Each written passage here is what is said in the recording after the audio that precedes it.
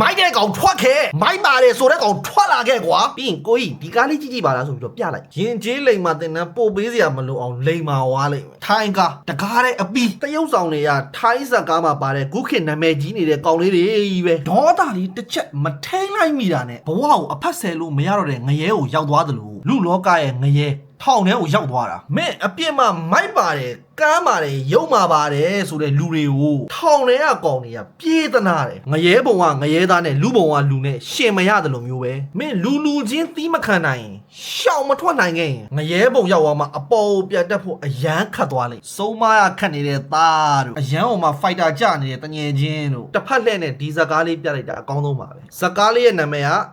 In You We Trust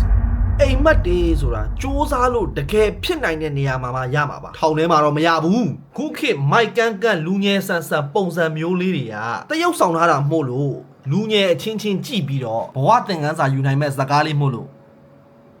တွားကြည့်လိုက်တော့လေ